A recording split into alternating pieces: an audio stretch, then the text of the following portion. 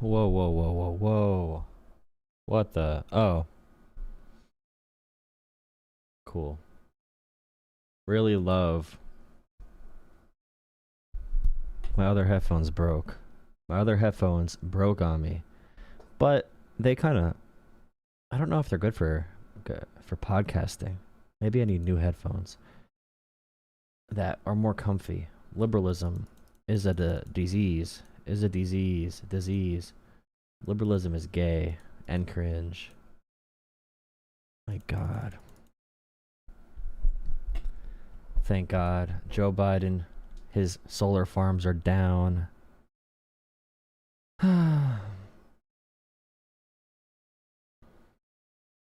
Hegseth issues a deadly warning after cartel strike.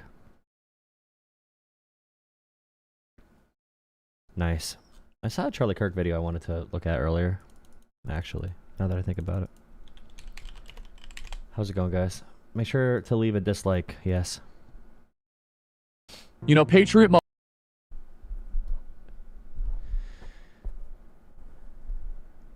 Huh.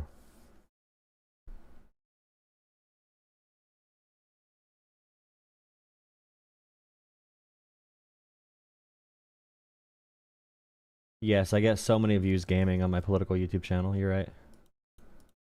You're totally not a bot. Charlie Kirk's argument for Trump to take over Chicago. Honor to be with you as always here in the Bitcoin.com studio. That is the Bitcoin.com studio.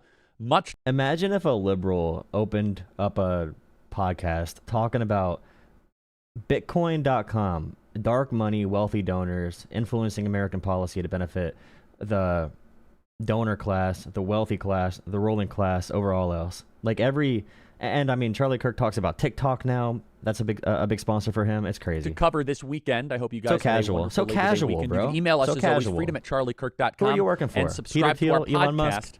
Who else? You know, I'm sure you were all enjoying college football, relaxing, maybe getting one last grilling session in with David hopefullygoodranchers.com, promo the code cryptos Kirk, with your family. But, you know, Chicago, they celebrate Labor Day differently. I grew up in the suburbs of Chicago, and the way that... he's going to say they celebrate it by killing people. The teenagers and the youths, they celebrate Labor Day a little bit differently. You see, in Chicago, unlike in most pockets of America where it's all just about family and tradition, you see, in downtown Chicago, they want to break records. Now, they didn't quite break a record, but they got close. Prepare cut 288. This last weekend, 52 people were shot in the city of Chicago. 7 of them killed. Now, based on the shot to death ratio, I can tell you there's not a bunch of white supremacists doing this. Play cut 288. 52 people, I should say, were shot in Chicago, 30 different shootings over the holiday weekend, 7 people killed. Aren't numbers like that still a problem that your city needs to address? What more can be done to address that? Trump is a dictator. I think we got to be very clear. He's trying to normalize violence. He's trying to normalize military. So they skipped the actual answer this guy gave. This guy gave an actual answer, which, by the way, you can say fund police, fund local resources, replace crime with opportunity. That works very well to lower crime. All right. There's actual ways you can support law enforcement and support crime prevention. If you want to fund it, pass a law, fund it more through Congress, okay? You don't need to send in the military on order of the federal government illegally bypassing a state's right to deny the military taking over one of their cities. You don't need to send in the damn military. Anyone advocating for the military is advocating for an authoritarian state. We have other tools to go after crime. The police departments are militarized enough. But if you want to prevent crime, there's other ways to do that. But anyone talking about the military is not having a serious conversation. Deployment in America. Or they're just like, or they think like, oh, dude, it doesn't matter like what the laws are, or about like states' rights, or about like the federal government sending the military to occupy my town. All that matters is I see people I don't like and we want to blow them up. Cities. What we have not seen is really That's a systemic investment that will actually address the core issues. I had shootings in my ward. One of them was a tragic shooting of an unhoused neighbor. So the Trump administration is saying that they're going to address the issue of unhoused residents by putting them in jails, in concentration camps. Are they going to address the issue of violence by withholding $800 million that have gone to the cities like Chicago for violence prevention programs? He just said something key right there. $800 million withheld from Chicago for crime prevention and violence prevention. Will Charlie Kirk talk about that at all? Okay, so his first little statement was, hey, isn't violence a problem in Chicago? He can't even acknowledge that it is. He says, well, Trump is a dictator. He wants to normalize violence. You literally cut out. Do you see the dishonesty here? Anyone who's a Charlie Kirk fan, he cut out the point where the guy actually responded to that initially about violence. Charlie Kirk cut out that point in the interview to jump to the Trump is a dictator part. But if you're a brain dead moron or if you're dishonest, you're not going to care about that. No, you have been normalizing violence in Chicago. We have been putting up with violence in America's greatest cities, our once great cities, our biggest cities, in Chicago, in New York, in San Francisco, in Los Angeles. Wait, once great cities? Once great? When were they great? The crime rate now is the lowest it's ever been. It's still high, but it's the lowest it's ever been. When was it better?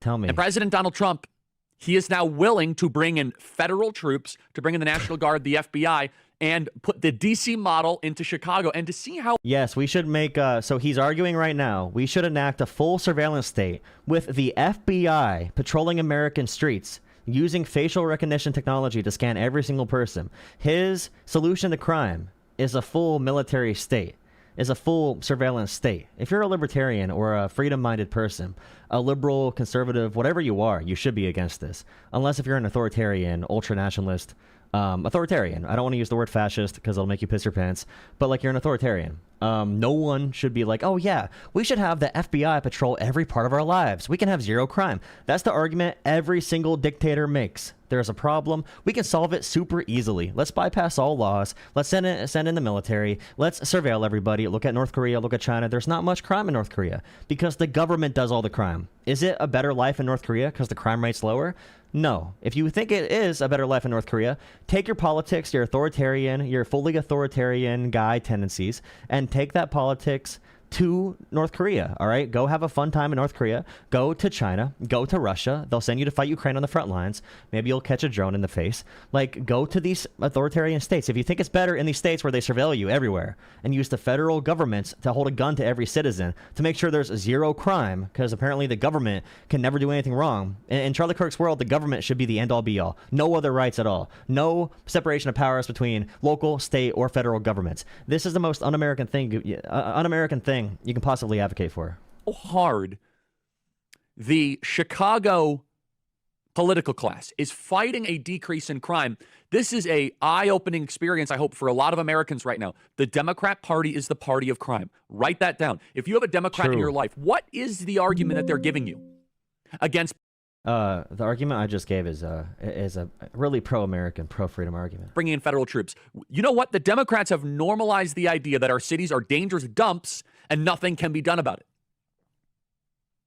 Democrats, they like criminals because they feel sorry for them. You see, their entire worldview, their entire philosophical view is one that you are nothing more than a product of your environment. It's a very Marxist, materialistic, secular humanist way of thinking. It's that you do not have agency. You don't have the ability to rise above your circumstances. But you see, the guy that's shooting, he's putting his gun sideways and he's shooting up a bunch of youths at 2 a.m. He's really a victim. He's a victim. If you have environments in America where there's no opportunities, no jobs, no healthcare, no anything, it's not surprising when the government uses its power to make sure a group of people has no opportunity. It's not surprising when that group does things that are going to be bad, all right? It's a bad situation to grow in. It's infertile soil. It's not good soil to grow in those conditions. Of course it's going to be bad. And it's policies the American government has done for centuries that has caused these conditions. Of white supremacy, of capitalism. He's a victim of the patriarchy. He's a victim.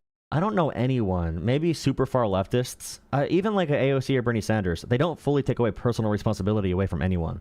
But acting like these things don't matter. Like if you're born into a rich environment and you have a maid growing up and a nanny, of course you're not going to do crime at the same level that someone who's born in the worst possible condition is going to do it. Victim of all the different structures around him, and we should feel sorry for the criminal.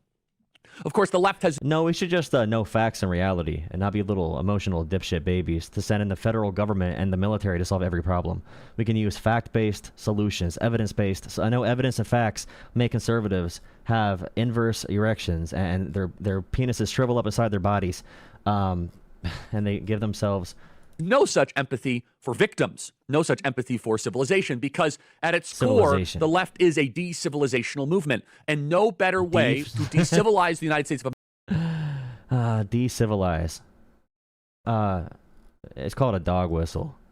America then have widespread crime. Widespread crime is the easiest way to turn a first world nation into a third world nation. The shooter in Minneapolis, the trans shooter, what Charlie Kirk is saying right now, they said this word for word. The same thing Charlie Kirk says about Somalians in Minneapolis and Minnesota are the same things that helped motivate the shooter in Minneapolis. Okay, that shooter, that trans shooter, they were trans or they were detransitioning, whatever. Their ideology was Charlie Kirk, his entire flow, plus a little bit of Nick Fuentes, a little bit of Candace Owens, all of them combined. But what Charlie Kirk said right there led that person to do a shooting a few days ago. Catholic kids praying in pews. Just think about that. Look at what that person actually said. Entire Democrat Party project is how quickly can we turn America into a third world hellhole. And yep, right there. Like the person who did the shooting was motivated by what Charlie Kirk just said. That's the reason, one of the main reasons they did the shooting. you see this on full display, and this is why my advice to the president, both privately and publicly, my advice to the White House, both privately and publicly, as I'm talking to them, go all in on Chicago. This is a perfect step 2. And to their credit, they proved it in step 1. Here are the numbers. This is cut 281. I can't wait till I get back on campus because they're going to be so mad about this. Oh, really? In D.C., robberies are down 71%. 71%. Play cut 281. Here's why Democrat cities are plagued by violence should consider getting on board. If you look here at Washington, D.C., at a 2-week period this year compared to last year, property crime is down 20%. But the biggest thing are all of the violent crimes, often including robbery, which is down 60%. Homicides are down 71% from last year over this exact same period of time. Assaults with a dangerous weapon, down 10%. Yet, if you listen to Democrats, they don't care about those statistics. No, it's my... It makes sense. So like business activity in DC went down like 40%. So it makes sense if there's less people doing things in general. There's going to be less overall crime. If people don't go outside, if they don't enjoy doing anything at all, there's less opportunities for crime. But also, if you want to make an argument for funding the police more, you can make that argument.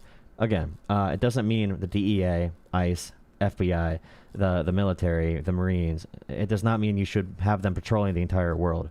If you guys want to live in 1984 Big Brother style government, that's how you get there. If you want to be fully surveilled 24/7 with Peter Thiel and Palantir, that's how you get there.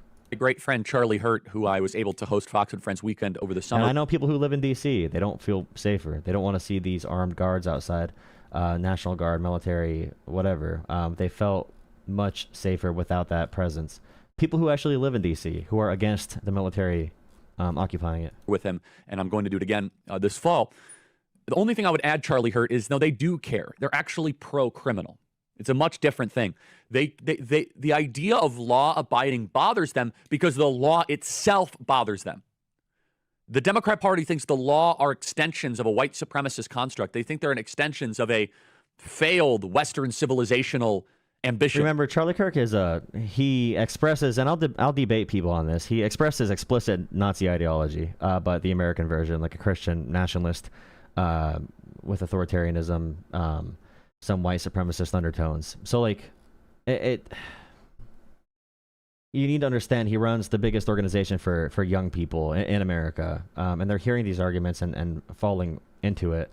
Like, Democrats are pro-crime. Charlie Kirk cheered on men who beat up cops with lead pipes and tased them in the necks and gouged their eyes out and beat them with their own riot shields on January 6th, getting pardons. Even some people who were child abusers.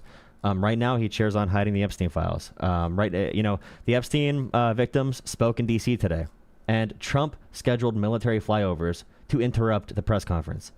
And he wants to intimidate. He says it's an act of violence and aggression towards the administration for any Republican, any lawmaker who votes to release the Epstein files.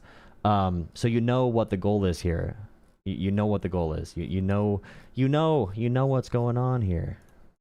They look at this through the lens of de-civilization. Law is a threat to their philosophical core. And that is why this is such a... And then they'll turn around and be like, oh, well, Joe Biden was the last president, and Joe Biden passed the crime bill, the 1994 crime bill. Joe Biden passed the crime bill. He's so tough on... Blah, blah, blah. They'll say that, and then listen to Charlie Kirk talk about this. Democrats don't believe in law, when Trump is the least law-abiding president in American history. They don't care about laws, though. They really don't. Good topic. This is such a good fight for President Trump. You prove it in D.C., and then you go one city at a time and prove that urban crime is a choice. If you live in a major city and you worry about crime, it's because you're Take it for $5. What about Biden's wall around the Capitol and use of National Guard? Want to use a 14-year-old argument against that? If there's an event happening like a large protest and you need the National Guard to help maintain a crowd, that is within their purview. That's a normal activity for them. Using them as daily law enforcement when there is no emergency happening, using them as law enforcement, using DEA, FBI, using them as law enforcement, constant law enforcement forever, a military state, is not the same as using them for situational tasks. It's not the same at all. I don't know why you think that's a 14-year-old argument. It's just a course of how the National Guard is usually deployed. Because we have law enforcement as a separation from federal government troops or federalized National Guard troops. We have a separate power structure there for a reason, because we do not want a system where your local government and your local police can be overpowered by whoever's in the White House. And if you're in a red state right now, you do not want the standard, if a Democrat gets in office, that they can just send the army to your front doorstep if they dictate that you have a problem there that they don't like. You don't want that in America. No one should want that in America. leaders want there to be crime. Period. End of story. That's it. Crime is not some sort of intractable problem. Crime is not some sort of riddle. Crime is not the human genome. Crime is not us trying to figure out to break through the fourth law of physics or try to come up with something new. No. Wait, call in. If you think I'm wrong, call in. Wait, never mind. Wait. Didn't you freak out the other night when you called in? The person who's talking about this? Because I did not contradict myself at all. I said if you use it for a situation, like let's say there's a huge protest in DC, or a huge event that, like January 6th, for example. If Trump used the National Guard on January 6th, that would have been justified, 100%. Yeah? Crime is actually super simple. Lock people up for a long period of time and have a lot of police and don't tolerate it. Lock people up for the small crimes. Okay, you can make that argument. Have a lot of police. Notice how that does not include a military state. And they won't do the big crimes. It is working in D.C. Play cut 286. They say more than 1,300 arrests made so far. That includes a dozen known gang members, one part of Tren de Aragua, who's the subject of a murder-for-hire probe. Another's a minor taken into custody for intent to deal fentanyl. Another issue with Republicans right now, they use graphics and numbers as high score, like Sports Center on ESPN, talking about all-time statistics. I saw on Fox News at Planet Fitness today when I was jogging on the treadmill. They were like, we have a new Louisiana lockdown center for the illegals. We already have 61 illegals in there. These things have always happened, but Democrats never flaunted it because Democrats never took joy in enacting, the government upon people to put them in jail, whether justified or not. It's not something to really celebrate. So no one. I mean, they call Obama deporter in chief, but like they don't care about the actual numbers because Democrats never used it in the same way. But the brutality and the huge numbers and it's entertainment for Republicans. They like hearing these liberal cities are being occupied by Trump's military. They love hearing that shit. Plus 5 missing children rescued, all that since August 7th. And murders are down significantly. You see, the Democrat Party, this is why this issue, my advice to President Trump is go all in on this for the rest of your presidency. Because this issue... It's also, think about this too, there's normal crime fluctuations from the summer to the fall. So in the summer when everyone's outside and active, there's a lot more crime, a lot less crime when you get to the winter months as well. There's a lot of reasons crime can fluctuate. But like I said before, if you talk to people in D.C. right now, I know people who live in D.C., I know people who have businesses in D.C., they would much rather have no National Guard and have their businesses come back to life and have the town be more vibrant and have people be happier than have a military crackdown. And yeah, again, guys, you could fund the police. Fund the police. Do the investment in education, invest in jobs, do things to make the country better. Don't just spend all of our money to put guns in the street with federal agents unidentified with bad intentions. Please drop a like, comment, subscribe. Exposes the unpatriotic, decivilizational, lawless core of what the Democrat Party is. It exposes the Democrat Party being a anti-Western, American parasitic contagion. American parasitic contagion. Because the Now, Democrats that right there. have to oppose everything Donald Trump does. We've Now he connects it back to the cult leader, but he just said explicitly something Hitler would have said. Like, if you read Hitler in English, he just said social contagion, de-civilizational, pro-crime, monsters who want to tear apart America. He brings it back to your dear cult leader. But what Charlie Kirk just said there, he's justifying bringing the military into democratic states and enacting a surveillance state and a military state with the FBI scanning our faces, every American's face on every one of our city blocks, to go for a zero-crime future like they have in North Korea. Very great life there, apparently. But he's using all these different rhetorical techniques to advocate for a military state. And he's using the words social contagion and de-civilizational and saying Democrats are pro-crime. It works. It's propaganda that works because people don't talk to each other anymore. But remember, Charlie Kirk has given this Nazi ideology to so many Americans, so many young American men, especially with Turning Point USA. They're hearing this shit. Like, what kind of country are we going to live in if one political party is calling the other a social contagion, cancer, poison, whatever? Like, that's exterminist. That's not a good. When that rhetoric is pulled out historically, it never leads to good things. I'm pretty sure that's. I don't know if that needs to be said. We've made fun of that. We've done plenty of humor. You know, Donald Trump says, I cure cancer, they'll be pro-cancer. We've talked about that. So Donald Trump says, I'm now bringing down crime, and they have to find... Well, wait. Trump defunded cancer research by like 60%. So if you have cancer in America or a family member with cancer, possible solutions. And as someone who had family members die from cancer, many, I really don't like that my tax dollars are now being spent on more bombs than ever before in American history and less cancer research. Some sort of way to verbally contort, go after immigrants to at do Home some Depot. sort of strange rhetorical calisthenics to try to convince you that this is bad. That no, actually crime going down is white supremacy, or it's the nationalization of our cities. I mean, by nature, it is that. It's the nationalization of the city. Yeah, they literally said they want to take away the local guidance and liberate these cities from their elected officials. It's literally doing that. Well, the nationalization of our cities is better than what we've been living through. Okay. Yeah, I mean, the MAGA mask has been coming off, but they're advocating for national socialism, which is what Nazism was. But like Trump is nationalizing companies. Trump is using tariffs to tax exports and imports. They want to use a military state to police crime based off of a scapegoat group in America. Charlie Kirk is calling his political opposition poison and social contagion, which is parasitic and decivilizing America and against Western civilization and this pro-multicultural. By the way, Hitler mostly wrote about multiculturalism. He hated Jewish people too, but his longer-standing gripe was multiculturalism and globalism. I mean, Jewish people were always the scapegoat for those things. But if you read any of Hitler's writings, it's 100% what Charlie Kirk just said. Maybe I should do a stream like that. We should do a quiz. Who said this, Charlie Kirk or Hitler? Charlie Kirk called DC residents cockroaches as well. That language is used in pretty bad scenarios. It's kind of... I know what I'm saying right now, these are not arguments that work on people because they want to be manipulated like Charlie Kirk does to them.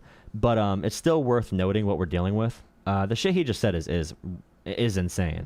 It's actually... Elmer Heinrich, at 91 years of age, with my wife Shirley, who is 82. Now, both of us are still cutting a wide swath in life, all because of Immuno 150. Now, neither of... So you know how the right wing is pharmaceutical companies now?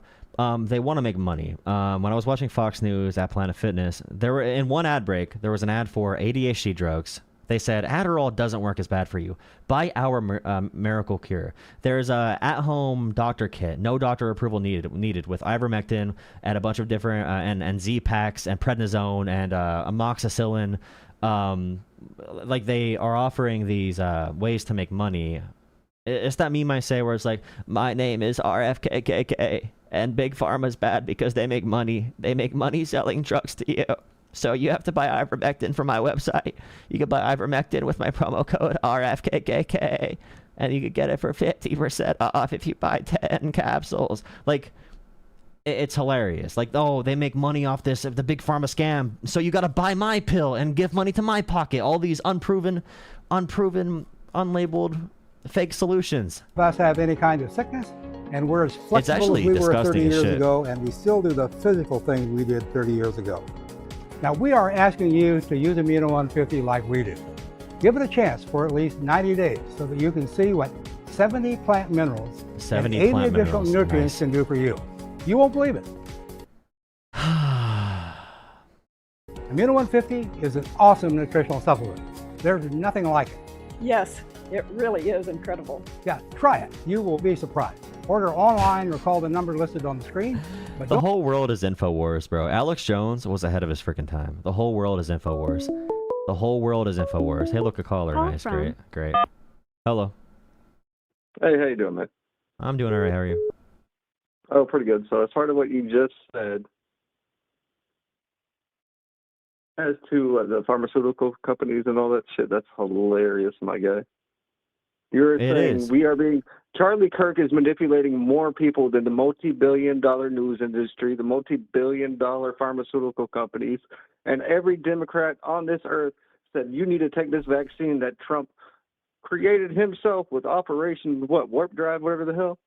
Y'all Yeah, are crazy. the You are vaccine Trump psychopathic, created. You are insane, and I hope y'all get the help you need. Goodbye. That's usually a good sign that you have a good brain if you can't engage in a conversation. You know he had to hang up there. His voice is cracking up because he knows he is a dumbass. I appreciate the call, though. I appreciate the call. Yeah, I mean, the information wars are being lost by these companies. And by the way, the treatments are good. The pharmaceutical companies, I don't like them, but the treatments are good. The issue with pharmaceutical companies is not that the medicine's fake, it's that the profits are bad. And we should be serving people, and healthcare should be for healthcare and not for profits and corporate CEOs. That's the big issue. It's not about the actual drugs itself. The point is that ivermectin is made by a pharmaceutical company, by the way, but like they are scammers. They're all scammers. And the fact we're banning vaccines in America, basically, you know, RFK is trying to pretty much ban vaccines for most people.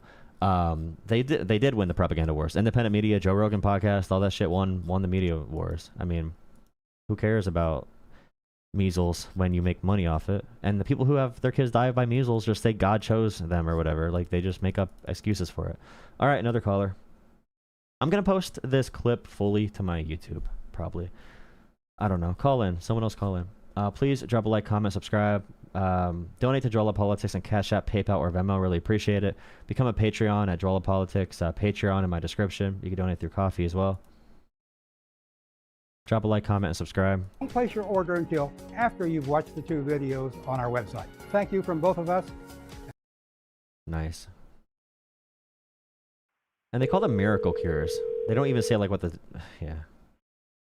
Hello? Hello. What's up, dude? Nothing much, how are you? I'm doing good. So what do you want to debate? It's your choice. Awesome. So this whole Taylor Lorenz story that came out about chorus and all that, are you down to talk about that? Yeah. So so I want to know what perspective are you on. Do you see it as a bad thing or a good thing that the left is trying to engage in that kind of stuff? Or when I say left, I mean center left. Yeah, I think 501c4s should be used for that purpose, probably more, especially if it's designed as a scholarship program and it's not like nefarious. There's no plan to like steal someone's content or to own them or anything like that. As long as you stay away from those things, I think it's a good thing. So you don't think engaging with groups that have dark money that don't, and then sign NDAs to not disclose it to your viewers is like not a good thing? You don't think that's a bad thing? No, not for this kind of program. If it's a full-time media deal where you have a job with an organization and you're getting paid a consistent salary, and it's not like a 6-month program for a scholarship, I think it's completely different. But your relationship with like Chorus as a nonprofit 501c4, their funders, I'm pretty sure, are a pro-democracy funding group. But regardless, the terms of that contract directly, and if they dictate content that's actually being made, is my main concern with it. See, that's my thing. See, I don't know if you know this, but I'm on the left. I don't like the idea of having dark money engaged in politics. You know, this has been a moral conundrum because I've been thinking about it, and I'm sympathetic to unilateral disengagement, or whatever they call that, where you're like, the right is engaging in something, and so we're not getting engaged, but they're changing the rules all the time. So I'm sympathetic to the argument that, you know, you don't I can't think of the word. It starts with a D, unilateral disengagement or something like that. I can't think of the word, but I'm sympathetic to that. I just don't like the idea of taking dark money and not disclosing it to your viewers and then claiming that you are independent media. You are independent media. If I signed up for Chorus today, the only way I'm not independent media is if I change my content or my beliefs, or if they make me change my content or beliefs based on what they say to do. But there's no evidence that was happening at all. Well, based on the reporting, it shows that, you know, they have daily calls where they talk about the talking points, and there are certain things where, for example, you're not allowed to talk negatively against anybody else who is a part of Chorus unless you get express permission from. That's normal for any organization, though. I Telecom. mean, if you get paid by anyone for anything, any fellowship program, any internship, you're probably not going to be able to badmouth the company you're a part of. You probably just wouldn't join it if you have negative opinions about the people in it. Can I ask you something? David Pakman, do you think a large YouTube content creator like him needed a program like this? This is the part what bothers me. Do you think him and Brian Tyler Cohen needed the $8,000 a month? So this is an issue that I have with this entire story, is that the left talking about it has no idea what's actually going on. The facts are all over the place, and it makes no logical sense. And I heard reporting about like, or from the Vanguard and Crystal Ball about like, or Majority Report, like, they made $8,000. They both make millions of dollars per month. Brian Tyler Cohen helped found it. He gets paid nothing from it. David Pakman is not in the program. He's a mentor for the program.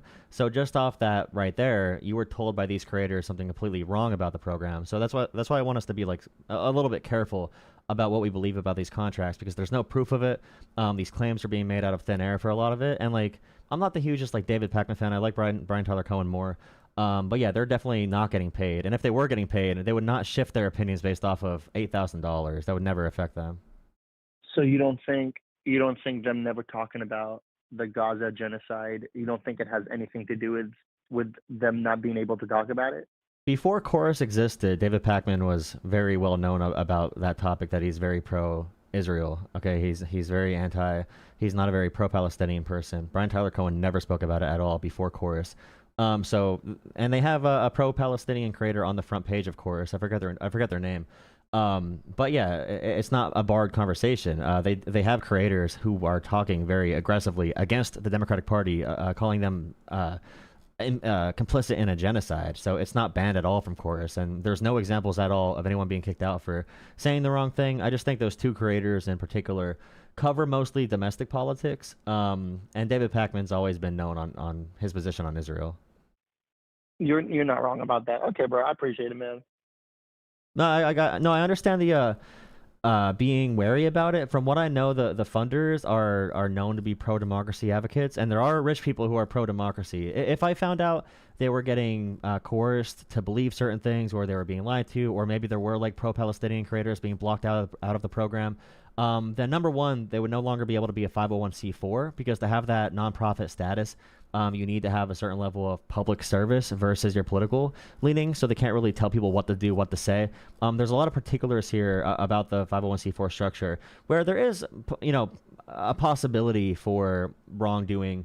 But I have not seen any information that would tell me that there was wrongdoing. There can be concerns and speculation, but I'm really not happy with Crystal Ball and coming out like I saw Majority Report just say like, oh, there's no pro-Palestine creators. It's banned for them to talk about it. This is funded by AIPAC to make sure these people are aligned with the Zionist. There's just no proof for that, and we got to make sure that when we make claims like this, that it's truthful. I listened to all three of those programs, and I don't remember them ever saying they're funded by AIPAC. I did hear them talking about that it was funded by some dude pro-Israel groups or Therese Maloney or something. I don't remember the name, but I'm not going to lie to you. Also, I've heard it from their perspective only. I haven't listened to David Pakman or Brian Tyler Cohen. But to be fair, Brian Tyler Cohen and David Pakman, as much as I appreciate their work, they seem to definitely toe the line of the Democratic Party. I'm not going to lie. They don't seem like they're independent thinkers in the sense of, supporting people from the left, like of the progressive left, for I would also argue that, like, no, sorry. No, go ahead. Go ahead. I would argue that people like Crystal Ball are far more audience captured than someone who makes a couple $1,000s from, like, she literally has Sagar, who is a Tucker Carlson apprentice, sharing Russian propaganda daily, and she supports it. She is like anti-Ukraine now. She uncritically platforms him. She argues on some points, but she gives more to the right wing than most people. I would be very leery about calling her an audience captured when I get why you would say that, because they are funded strictly by a subscriber model. I absolutely get that. But to me, I feel like there's a difference between populist left and populist right versus, okay, a then how about this? audience captured. Kyle Kulinski has almost 2 million subscribers on YouTube, and he has Correct. almost 5,000 monthly donators on Patreon. The lowest tier is $2 a month, so he's making at least far over $10,000 on Patreon alone. He's a multi-millionaire, and every show he says the corporate media is bad, independent media is going to save you. We need your support to stay alive. And his show is shot from a bedroom. Why does he say every show that he is this noble independent media that needs your money to survive when he's a multi-millionaire? I feel like that's a product of some audience capture. Whether I like Kyle a lot, but it makes you question, why is he still begging for donations? Like, I understand why I do, because I don't really, I don't got it like that. But he is he probably has over $10 million in the bank. I completely understand why you would think that. I think also, considering the fact that leftist media online is pretty much not friendly to the algorithm, and I think also that they don't take any ad revenue, to the best of my knowledge. No, they take ad revenue from the videos. They don't take sponsorship. So when you watch a podcast and they read out ads. Money. I'm talking about YouTube ads that they don't have anything to do with. I get that. That I get. But I'm talking about them reading Hims ads, or whatever you call it, DraftKings and all that bull crap. They don't take that. Yeah, but that's just like, they could be more rich, but they still say to their working class audience, we need your donation to survive, when they don't.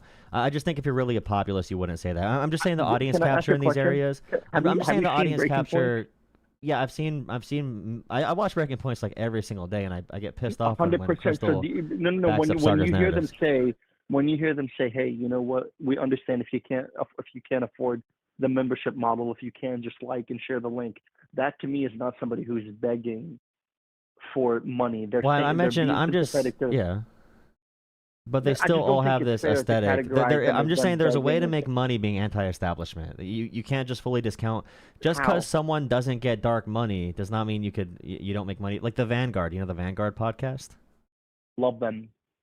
They make money from leftist TMZ. They do drama content about the Young Turks mostly. They blew up off of drama content, and leftists invited. The Young Turks sold the fuck out, bro. Yeah, but they're going. You can love them, but when it comes to advocacy and leftist media, or left media in general, it just seems like these incentives are not in the best direction. And Taylor Lorenz is a huge attention seeker. She has nothing to back up the contracts she talked about. I don't follow her, but I follow the Vanguard. I follow the Majority Report. I watch a lot of left media on YouTube, and they seem very earnest in their perspective. And yeah, but on this story, they've said many things that are just wrong, though. They said many things that are just false about. What is it? What's wrong? Tell me what's wrong. Emma came out and said explicitly, there are no pro-Palestinian creators on this platform, and it's probably a line that you can't talk about Palestine if you're on Chorus. And also like Hassan was saying that it was funded by the Democratic Party, which is not funded by the Democratic Party. It's just like, if you're going to say those things with no evidence, there's no evidence of Taylor Lorenz released no actual contract or anything. I think saying democratically aligned. I think saying democratically aligned groups and Democratic Party are two different things. I think Hassan and Emma and the Majority Report said explicitly Democratic Party money that get paid by the Democratic Party. You can watch their video again, but they said that explicitly. Was that hyperbole, or was that just? Well, they can say everything's hyperbole because all their statements are extremely aggressive and kind of outlandish, like for a lot of it. I'm just okay in the realm of big money. This organization, the way it's structured, is barely even notable in my opinion. We should be spending time exposing Charlie Kirk's funders. They don't even pay that much money, to be honest. There's programs like this on the right wing that pay hundreds of thousands of dollars, and Charlie Kirk gets like $80 million of fundraising per year. We should be focusing on that. This is like, it should be a non-story, but these Taylor and like Hassan are very anti-democratic party in general. They just hate Democrats. They don't give a shit about this country. Because they don't fight. They don't fight, dude. No, Hassan Piker does not care about. He wants to destroy the Democratic Party. He said that multiple times. So does Taylor. I'm sympathetic to that. Look at who the face of the Democratic Party is. Hakeem Jeffries and Chuck Schumer. They don't really. No, I agree with that. Really but Hassan's strategy is self-destruction and suicide for our country, especially for marginalized groups. Like not caring about voting for Kamala over Trump, saying they're essentially the same. You can't be surprised when progressives don't get black voters, when they don't get trans voters, when they don't get all these different groups that Trump is going to tear into right now. You have to understand when it's Kamala versus Trump, and we're talking about like Trump's going worse on Gaza even than I'm gonna tell you right Kamala now. would've done. I'm gonna tell you right now, and it's gonna come out later when they do more research about the 2024 election. There's going to be a massive issue of dark money from Elon Musk and Donald Trump. There's going to be a massive issue of that. And number two, it's going to come out that the Gaza issue absolutely destroyed the Democratic Party. I'm going to tell you that I strongly disagree.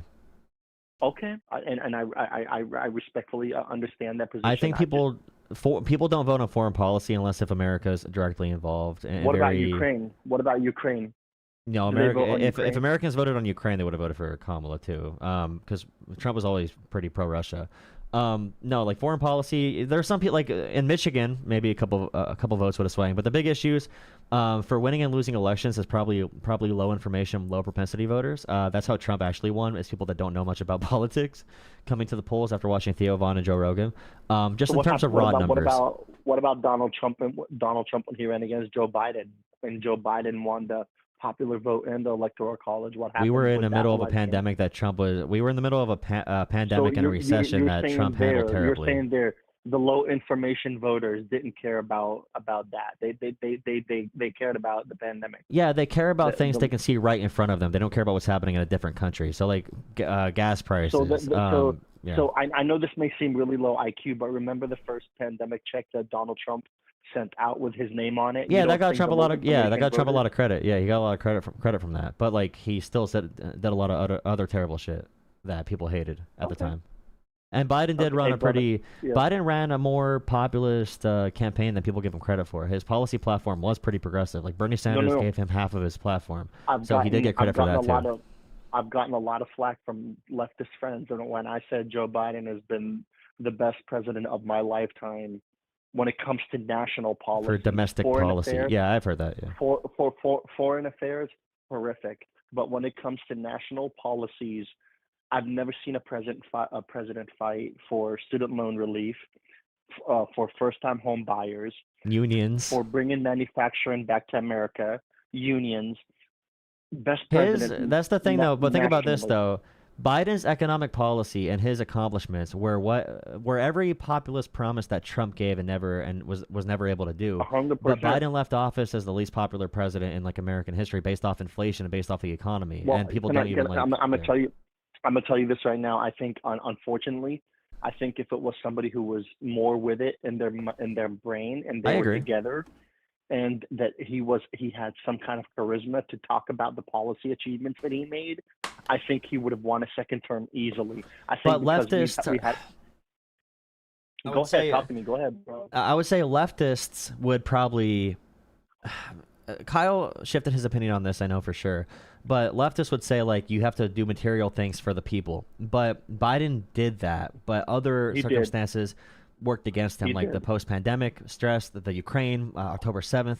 All those different things landed on Biden. But the thing is, if the American people responded to just material conditions, America had the best economy after COVID. But if you think messaging is that big of a deal, then you're kind of leading into the idea that the low propensity voters were the reason it swung. It's not about message. It's not just about messaging. It's about the fact that Donald Trump never shuts the fuck up about his accomplishments, even though he hasn't accomplished anything. but he never stops talking about it. When was one time that Joe Biden went on TV and said, "This is what I'm doing. This is why. What about the student loans and all that? I passed that." And then I agree. I agree 100%. And then on top of that, constantly doing the stupid stuff on the Democratic Party of saying, "Oh, we can't do this because parliamentarian. We can't do this because of Joe Manchin and Sinema. Joe Manchin and Kirsten that was Sinema. true. We can't do that." That was true. We had a 50-50 Senate. That was true, though. No, I hear you. But my thing, remember in the big ugly bill that just passed, there was an issue with the parliamentarian about saying that the way they financed it was not in line with how they are to pass a bill. And what did the Republicans do? They just said, "Screw you, we'll just keep going about it." I wish the Democrats had as much fight when they're in power. It always seems like when Democrats are in power, and again, in every election that's gone, I voted for Democrat. I'm not an anti-democratic person. I just don't feel like they fight, and I feel like they're captured by corporate power as much as the Republicans. Not to the level they are. As much as crazy, though. As much as crazy. Okay, no. If you listen to the last part, I said not as much as to the level of Republicans, but you can't tell me that they're not captured by capital. I mean, the power structures we're advocating for right now to shift, in my opinion. We are going to have a ruling class. That's never going to go away. We're advocating for a more just world with more fair rules and a democracy and freedoms being intact. Because why not push for the repealment of Citizens United? We can start there. Why? Because leftists voted against Hillary Clinton, and now Trump has 17,000 Supreme Court justices, and we're not going to get anything at all without Supreme Court reform, which is going to be crazy.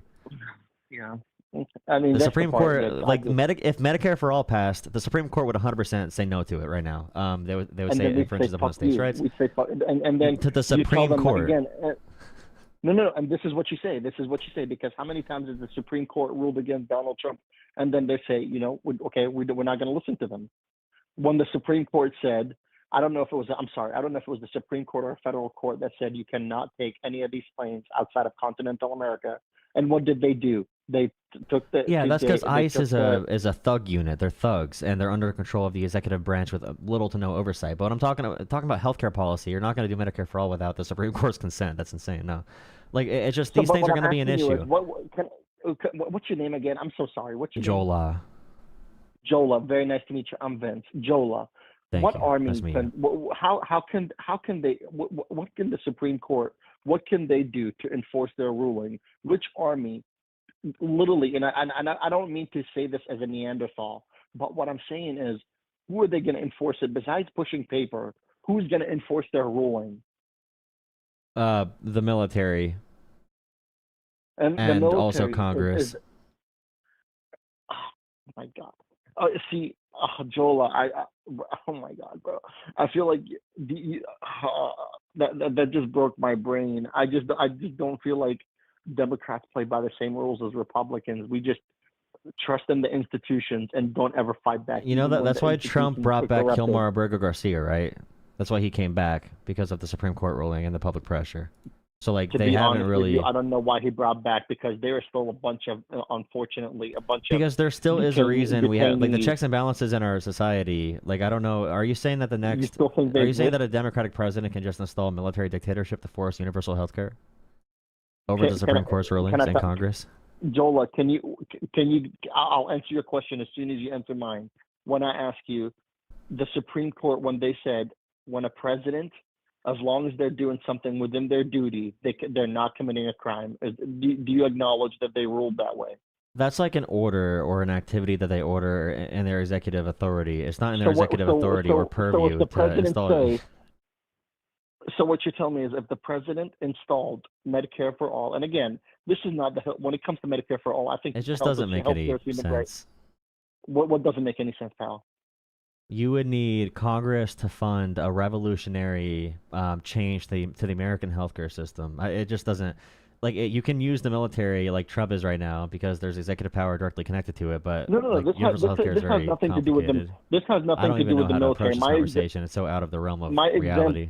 No. But what my thing is, when I brought up what military is gonna what military is going to enforce the ruling. It's not about the fact that I think you should rule by military might, but what I'm saying is these institutions that are corrupted, like the Supreme Court, who is disgustingly corrupt, and I remember all the Clarence Thomas stories. But what I'm saying is when we have these institutions that are corrupt, and we're taking their rulings like they're law, like they are above. Well, reproach. the American me, people will just too. crazy. That's the issue, though. Like, we can't just say 5% of the country is gonna overrun the entire U.S. Constitution, unless if you're advocating for just having a revolution in America. Is that what you're advocating for? I don't think, because revolution unfortunately means probably violence. So you probably need to and reform the I'm- Supreme Court, right? You'd have to reform it, install like anti-corruption mechanisms, and also expand it to change the number. And I hear you with that, but my question is, how do you do that? Because I don't see that. You in our elect a lot of generation happening. Democrats. Democrats need a supermajority, maybe even more. What happened when Obama, when he first got elected and he had a supermajority in both houses? For like a Why few did days. nothing get accomplished? I don't want to relitigate Obama 17 years ago. It was a completely different political environment. Like Joe Manchin, Manchin made up like 40% of the Democratic Party at that point. It wasn't just like one Joe Manchin. It was like the entire party. There was like Dick Durbin and a bunch of different people that were anti even Obamacare. So Obama got a decent amount done. Like, what are you fighting for? What policies do you advocate for, Jola? I advocate for universal health care. I advocate for corruption, anti-corruption mechanisms. I want to trust bust and break up monopolies and install privacy protections for Americans, working rights, labor rights, that kind of stuff. Yeah, I'm pro like a social democratic platform for sure. I mean, I agree with you perfectly, but so I guess where we have a disagreement on is you trust that the institutions that we have right now are capable of pushing out that policy. No, we need to make them mechanism. capable. That's the thing. We need to make them capable. We can't just say we can elect a president and then use executive authority to be authoritarians and install universal health care. We need to shift the system and become so popular that the system is forced to change. That's the only way to actually do it. Okay. Like, the only real way to get it done. It's difficult. It might never happen, but that's the only possible outcome to get to where we want to get with anti-corruption and all that kind of stuff. Support a president like that's very anti-corruption. Elect politicians that are anti-corruption. Make taking money in politics and supporting big money to be a terrible thing that you never get elected for if you take big money. Like, we need to make it. We need to shift the American political system. But my thing is, if you ask Americans right now, what percentage would you say support big money in elections and big money in politics? What percentage of America supports that? A small percentage supports it, but they, I mean, if they really cared that much, they would stop electing the same corrupt politicians, wouldn't they? Why do they elect the same corrupt people if they really care about big money in politics? I couldn't agree with you more, but then I don't know why they do. I don't know why. That's the issue we got to solve. It's mostly because of social issues. I know people that are. I know people. If abortion and immigration. Wait, social issues. What do you mean? Just social issues? What do you mean? That kind of blows my mind. Abortion. I know a lot of Christians who care about abortion who would have voted for Bernie Sanders if he wasn't pro-choice. I know people who are. Just anti-abortion, anti-trans, and anti-immigrant. Really dumb. I'm sorry. But that's a lot of Americans. Really that's a lot of Americans. Yeah, that's the issue. That's what you have to contend with. A lot of people do believe bad things. Yeah. They'd rather have that than Medicare for all. They'd rather, because of stupid abortion. Nobody's forcing anybody with a gun to do damn abortions. This is what I'm saying. That's just ridiculous. Yeah, but they're authoritarians for sure. But these are the same like political ideologies that, like, you ever hear the story about after the Civil Rights Act and there was integration in the South, if there was like a public pool and there were black kids who wanted to swim in it, the white neighborhood would drain the pool. They'd rather drain the pool and fill it with concrete rather than let the blacks swim with the whites. So there's a long history in America of people betraying their material interests for other social issues that they care about more, or authoritarian control. Like FDR worked with a lot of really racist politicians. That's one reason FDR could have such big margins in Congress, is because he did collaborate with the South, and a lot of the New Deal projects completely left out black people. Really? Oh, wow. Okay. Yeah, like the black service members couldn't access any benefits after serving in like World War II. There were a bunch of things FDR did that were very, very, very, very, very bad for civil rights in America. He was better than the Republican Party at the time, which were closer to supporting the Nazi Party. But yeah, I hear you. I didn't know about that. I'll have to do more, I guess, research about that. But hey, that's why Bernie Sanders can't get, like, you can't be surprised when like a Bernie Sanders can't get the black vote when he never addresses issues like that. I've always wondered why people say that he's not popular in the black community. But my thing is, you're saying there's a lot of low information voters. You think the low information voters know that? Most voters are going to be like that. It's about a vibe. And people, like, if your fear of immigrants and your fear of abortion and your fear of gay and trans people overrides your sensible abilities and your primitive mind state takes over, you're going to vote for a Trump. That's what Trump is good at. Trump brings out the animal in everybody, the primitive being in everybody. He shuts down all their critical thinking faculties. But and they have the corruption is something that I feel like even with the primitive mindset, when you see somebody enriching themselves, I 100% agree, dude. No, I think Democrats should be talking about that 24/7. Big money in politics. I think they should shame Republicans and point at them on the floor. I'm not talking about just money in politics. I'm talking about the fact that I was listening to the Majority Report, funny enough, today, and they were talking about the fact that there was in the first, I guess now it's 9 months, that the Trump family has gained from the Trump coin $5 billion.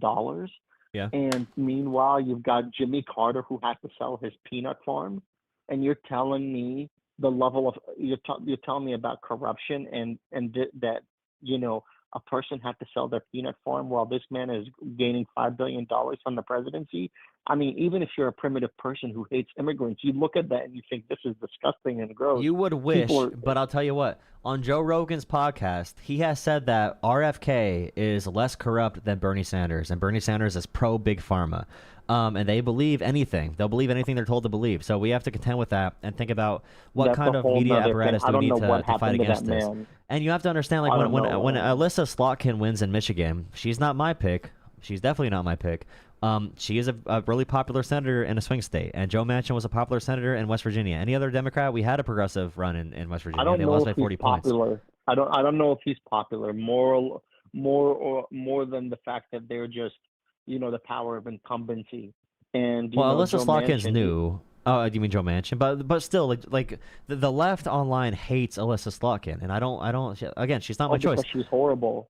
Yeah, but a lot of people like her, and she is someone who would possibly vote for healthcare someday. We don't know if the political climate changes enough, and we need to make it so that Alyssa Slotkin. Here's the thing. No, really quick. We need to make the political landscape in a way, just like they do with like Trump. We need to do that with issues. So like if Alyssa Slotkin votes against universal healthcare, she needs to be in a political climate where she needs to support it, or she will not be voted in. Like Kamala Harris supported Medicare for all. Did she really care about that, or did she want power? We need it to be. We need it to make sense for politicians to back progressive policies to get power because people want it so bad. We can't just say like, oh well, Joe Manchin should have got, or Joe Biden wasn't tough enough on Joe Manchin. We need America to change first. We need to help change America and organize.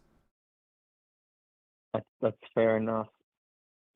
I get you. I get you.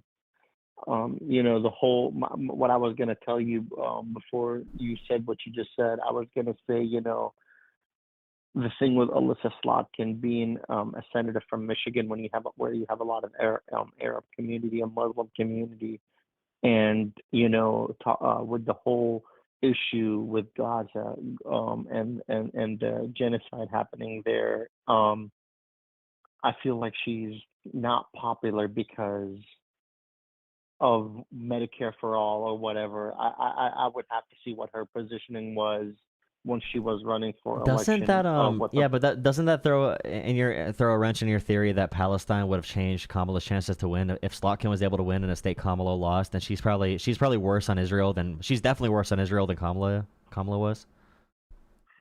You might be right, but this is what I mean though. This is what I mean about the progressive media. The progressive media, it needs to take more time to realize we have a lot of work to do. And I'm a progressive, but I'm sick of the progressive media acting like, oh, these people are all paid off. That's why they just disagree with us. They're like, that's not the reason people disagree. We need to fundamentally change America and have a media apparatus that can change minds. We can't just assume everyone that disagrees is paid off by someone. Disagree with people how? Like the chorus story is terrible. The chorus story is terrible because now every progressive on the internet is going to think, oh, this liberal doesn't like my opinion. They're paid off by someone. That's the only reason. They don't have it in their brains that someone else can have a genuine, disagreement. I mean, I think it's fair to say that if there's dark money funding you and you're you have this NDA where you are to not discuss something. To me, I think you're going back to the whole low information voter. If you're a low information voter and this story comes out and you're like, oh, I see why they don't talk about this topic. Oh, I see why they support this and why they, it just, to me, I'm just like, it just looks bad for the left. But you realize the left is the one pushing this story, and this is not even 1% as egregious as anything the right wing does. And the left is making this a story on the internet. Brother. It's a non-story. It should be a non-story. It's a dumb thing to focus on. And what if the dark money donor is a super pro? What if the dark money donor is pro-taxing billionaires at 50% or something? What if the dark money donor is very pro-democracy, which is what happened here? Dark money doesn't always mean like terrible. It just means hidden or anonymous. My thing is, okay, if they are anti-billionaire, why hide it? Because legally, that's how a 501c4 tax designation works for a nonprofit, nonpartisan organization. And the left also doesn't know how those things work either. And I know about those things. Are you saying Chorus is a nonpartisan organization? Yeah, so like a 501c4 is a nonpartisan, nonprofit organization. So they have a tax exemption status. Saying, are you alleging that Chorus is nonpartisan? Yeah, nonpartisan. You could care for values, so they can say we are pro-democracy and pro-green energy and whatever else, but they can't say we're doing this on behalf of the Democratic Party. Like they're pro-values, just like Turning Point USA is. I get the fact that they can't say it. I get the but they're not. They are nonpartisan though. In a legal term, they are nonpartisan. Yeah. No, I'm not. Okay, again, I'm not talking about legal. I'm talking about how they actually execute their vision and their policies. It's not a Republican group. Yeah, they have some anti-democrat leftists on there though, and that's a tax designation. I'm just saying how the system works.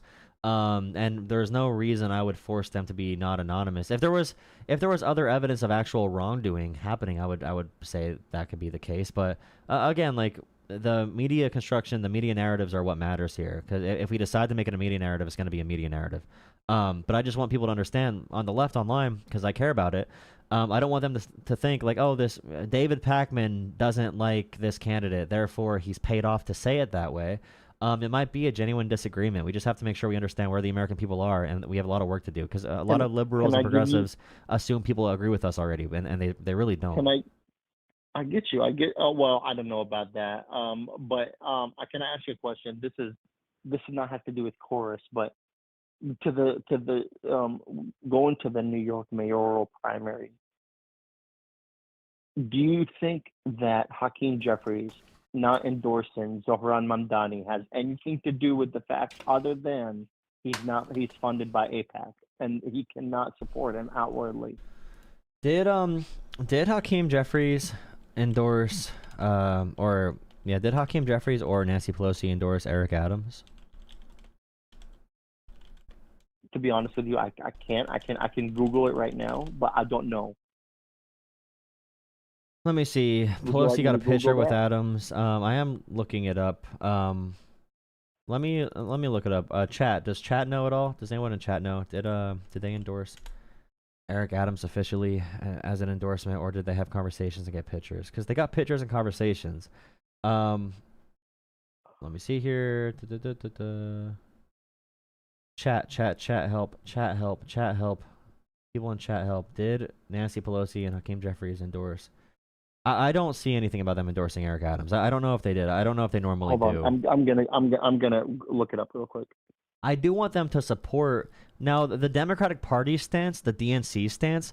Democrats today on their official social media pages, shared Zoran Mamdani as their primary speaker representing the party. So that matters to me more than just like Hakeem Jeffries or Pelosi. I'm not sure if they even usually do endorsements, but yeah, there's if you look at the Democrats on Twitter, their official page, they shared a picture of or a video of Hakeem, not Hakeem Jeffries, a video of Zoran Mamdani saying we welcome anyone to join this movement. Democratic Party openly endorsing Zoran Mamdani, and the Democrats are right behind Mamdani. That's what matters more to me, is the Democratic establishment now knows they need to support Mamdani, and if anyone doesn't support him or says stuff against him, then we'll see if the Democratic base is mad, then they can vote out Hakeem Jeffries, right? If they care that much. Well, I can tell you right now, which I'd be happy about. I don't like Jeffries at all. He's a charisma black hole. He is literally anti-charisma. I couldn't agree with you more. I would absolutely love a primary challenge for him. I really, he's horrific. You know, it's just even his the second in the House, the lady even said the word genocide. The one who is second to him, and I don't remember her name, but I remember talking about, which is it's such a massive thing to hear somebody who is in the Democratic apparatus leadership talking about, even saying the word Gaza genocide. That's how low the bar is, and even she would be better than Hakeem Jeffries as a potential Speaker of the House or House Minority Leader. Yeah, I think we just have a massive problem with leadership in both the Senate and the House. I think when we're talking about how young people flocked toward Trump this last election, or specifically more young men, I think the lack of just any leadership in the Democratic Party is a big issue for that. I think they could be anti-Netanyahu and anti the Israeli government without even using the term genocide even, but Joe Biden was weak in general, and I think the messaging was really weak. Young people, we have a big issue to contend with where, again, people are voting based off of false notions about fake things. They're voting over things that are literally not real much of the time, and we need to find a way how to fix that. Like this campaign. It's the first time in American history that voters prefer the Republican over the Democrat on Social Security and Medicaid, in many swing states. And Kamala wanted to expand it. Biden tried expanding it. And, Biden actually did do a lot of policies. And Trump tried cutting Medicaid and privatizing Social Security his first term, but Trump just lied about it, and people just believe the lies. And if you don't have a strong counter narrative, then you're going to get rolled over. People that voted for Trump believed. I know people call into my show that believe Trump was for universal health care and getting money out of politics. Like they really do believe the dumbest shit. No. I mean, the dude said drain the swamp, and people stopped listening after that. Well, the anti-immigrant thing was the main point. They hate immigrants. They hate immigrants. That's the main reason they like Trump. I couldn't agree with you more. I think that's what it is. Like, look at Epstein. Look at Epstein. The moment they realized Trump was in the files and that Democrats weren't going to... Like, the only reason they liked Epstein is because they thought all the liberals were going to get attacked by it. Now, only half of Republicans want to release the files, like 90% of Democrats do. And Trump is scared as shit. It's just fun. They never cared about the kids. They never cared about the kids. They never cared about the corruption. They cared about their political power. They hate liberals. No. It's just like when a Republican is office, they don't give a shit about the deficit. But as soon as a Democrat steps in office, then every goddamn bill is a deficit. Yeah, and Democrats are better on jobs. They're better on healthcare. They're better on deficits. They're better on literally every single metric. Except Republicans are very good at hating immigrants and being authoritarian. And you can argue Democrats should be a little bit more. And your argument is they should be more powerful with the bully pulpit. They should be more authoritarian, and you also are more left in politics. That's now, what you want them to do. I've always thought that because I think a lot of Democrats and progressives tend to be pacifists, I think it's against most of the time the progressives' nature and their personality to fight like the Republicans do. I think it's just psychologically, I think that's just how it is, and it sucks. But it really is. It's a problem where, Republicans do the stupidest shit and get away with it, but Democrats are on the right side when it comes to policies. But because they don't fight and because they're not, they don't hammer down the point and bully people, they would just get run over all the time. and it's always, it's always an issue of parliamentarian, of, filibuster. Get rid of the filibuster. Fuck the filibuster. Pack I the agree with court. that. I agree Do with what you both of need those to things. do. Okay, what yeah, you okay. need to This is what I'm do. saying. Okay, so right now, I really appreciate your call. You have the position I had about politics back in like 2020, where I was like, I don't even know if I want to vote for Biden because Bernie got screwed over. So like, and I shifted really quickly because I realized like I'm not going to throw trans people under the bus. And Biden was by far the most pro-trans president in American history. Like, it's not even close. People on the left don't give him nearly enough credit for that. And in general, next election, if it was like, are you for voting for the Democrat, at least for the presidency, to block a lot Dude, of the... you don't understand. I vote for Democrat. Like I said, I vote for Democrat in every election, because unfortunately in this two-party system, the Democrat is absolutely the less evil one. Absolutely. But my hope is that one day we evolve as a country where we're constantly just going for the lesser of two evils. My thing is, dude, I work for the post office. I'm a postal worker, okay? Mm-hmm. So I'm not this fancy, financial advisor or this person who's all this. Well, I'm a working class person. I understand which party works for my benefits and against my benefits. I understand about class solidarity. I get it. But my thing is, working class people get tired of the bullshit that's spewed by politicians saying, we're going to do this for you. And then guess what?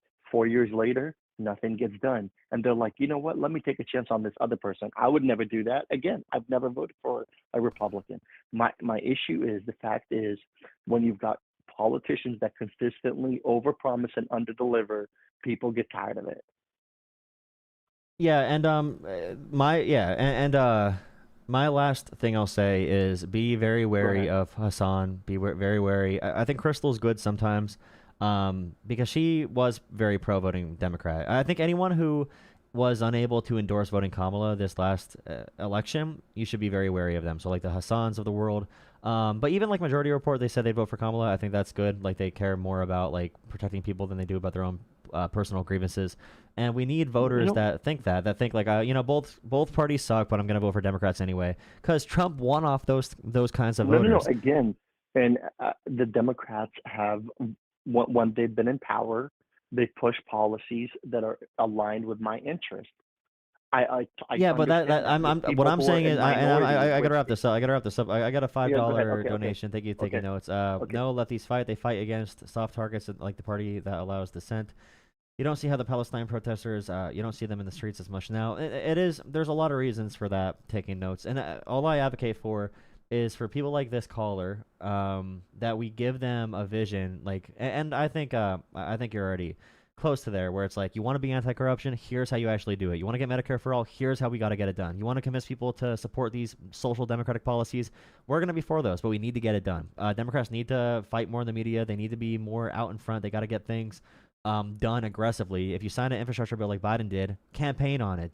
When you do it, like, put your name on it a little bit. Don't call it bipartisan when Democrats are 90% the ones that passed it, and Republicans who voted against it are taking funds and building roads and taking credit for the funds they voted against. So yeah, I think we need to combine. I think the far left is good with the aggressive, more populist language. The liberals are a little bit more pragmatic. I think we need to bring that together, and that's the goal of my channel. Other than talking to Trumpers, that's a big goal that I've always had, is to bring those two sides together. I'm to the right of Kyle Kulinski, but I'm to the left of David Pakman. So, yeah, thank you for the call. I really appreciate it. Hopefully, if you have a Discord, I have a Discord and chat. Definitely hope to see you around the channel, man. Have a great night. Have a great night. Take care. Bye bye. Thank you too. You guys gotta calm down. That was a good. I enjoyed that conversation. I haven't had a chance to talk to a populist type lefty. Okay, guys, thank you. I appreciate that call. And again, I hear myself in that. I hear a lot of the same gripes, and I still agree with a lot of the same issues. But for the left in real life, that's what I'm basing this off of. I'm making sure that we keep the good aspects and lead them in the right direction. I don't want to say like, oh, you're all kicked out of the party. That's why on that panel last night with Destiny, I would have that full conversation. I would be willing to. But you can't just say like, oh, Kyle Kulinski's freaking stupid because of Gaza, whatever. Most Democrats think Gaza's an issue. Okay, maybe they don't think it's a genocide. I think most Democrats do now. But Kyle Kulinski calls them a fascist death cult on the Republican side and supports Democrats. You don't want to lead more people to Hassan. You want to lead people to me, and I want to lead people to a more pragmatic vision. I don't want to have them be completely shut off from politics and give up completely and tell them they're evil communists and whatever. They might say something you don't like, okay? But just like when a liberal says something they don't like and they want to kick out liberals, we cannot kick out progressives when they say something you don't like if you're a liberal. You have to be able to take a little bit because you sound ridiculous to them. They sound ridiculous to you. I probably think if you're a liberal, you're probably more right about things. You're more right about things, most likely. But they also are right about things too. And you guys got to stop thinking in your echo chambers that you are the only right person. Because I'm the only right person. I'm the only right person. Okay? I am. Me. I'm him. All right. Thank you for watching. Please drop a like, comment, and subscribe.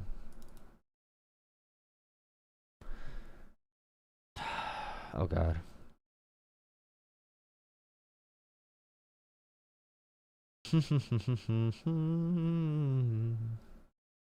Tom Follery sent me a message earlier about debating Andrew Wilson, but I responded too late. Would have been my time to shine.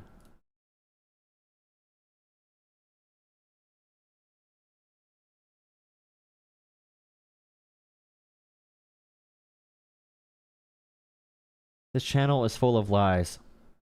The debate is over. I'm more pro. I'm still a progressive at heart. Okay, I'm still a populist progressive at heart. Okay, I wish that world was real, but I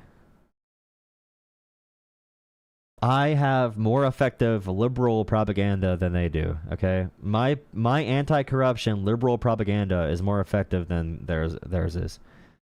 And if you want to stop losing online narrative battles to lefties, you got to listen to me. Because I can beat their narrative games. I can beat their narratives, okay? Chill. Chill.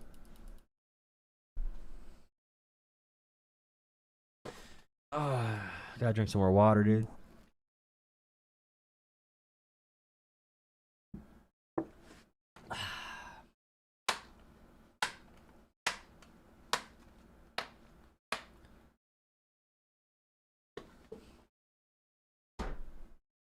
Oh, man. It's a jug of water.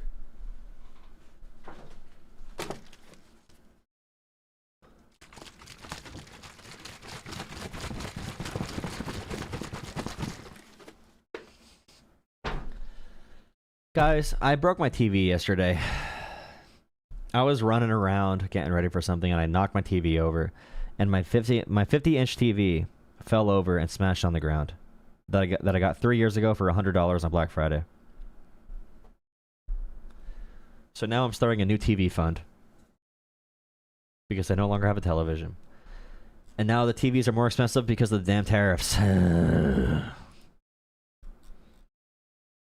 Great. When I buy my TV, when I buy a new TV someday, I'm going to be paying $18 to Trump's tariffs. Great. To the American government. I should have taken a picture of it. First world problems, dude. Wow, that's crazy. You did not invent the word chill. TVs are so cheap right now. No, I could have gotten a 50-inch for like $150 a few months ago. Now it's like $250, $300. No TV in your family? Well, you're just so amazing, aren't you? You're just so cool. You're just so cool, don't you? I should go to the thrift store. You're right. I should go on Facebook Marketplace. Oh, God. How late should I stay on here? Oh, thank you for $5, Sri. Sri, thank you for $5. On Venmo. Thank you so much. I might restart my stream, maybe. Kel Lee R sent me a makeup brush and a GG. Thank you for that. Thank you for $5. Do you think Iran is better off with nuclear... What? What kind of question are you asking me? Someone said, do you think Iran is better off with nuclear power? What kind of question is that? I'm so confused. Why are you asking me that? Are they better off? Yeah. Is that a good thing? I don't know.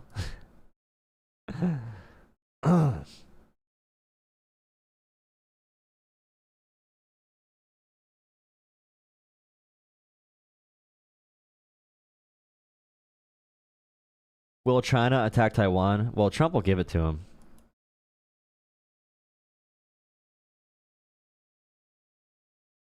Guys, I got a text message. Mods. Mods, I got a text message saying, alright, what a great show. Great mods. So someone mentions the name Trump and you ban them. LOL. Did you ban someone for mentioning Trump? I'm a gay boy, and I always just want.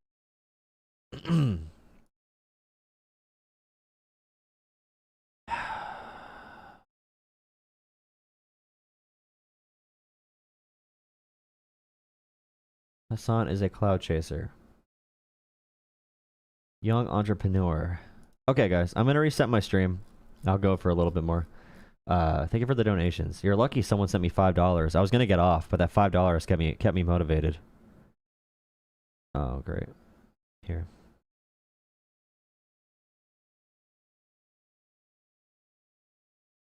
Check out my Patreon. Oh wait, someone sent me more $5? Sri sent me another $5. Thank you, Sri. Saying the goat. Is that from earlier? Third. That was from before. Thank you, Sri. Alright, guys. Let's reset the stream. I'm gonna make a new one. I'll be right back. Appreciate it. If you're new to the channel, someone said Ola Jola. I'm sorry. Jocelyn, thank you so much for 1 month of a supporter tier. Thank you. If you're still here, I'm sorry. I'm sorry I missed that. Thank you for 1 month. I hope you're still here. Alright, guys. Jola is rude to centrists. Can you shut up, you little baby? Why do you even know me? And my content. I was getting hate comments today. I was getting hate comments. Oh, man. And someone's like, I was going to watch your stream, but you're going to probably complain about your stupid air conditioner, aren't you? I'm like, for you to know I complain about my air conditioner, that happened for 1 day, like 3 weeks ago. Like, you had to be you got to be a fan. All right, guys, I'll be right back. Reset the stream. Thank you.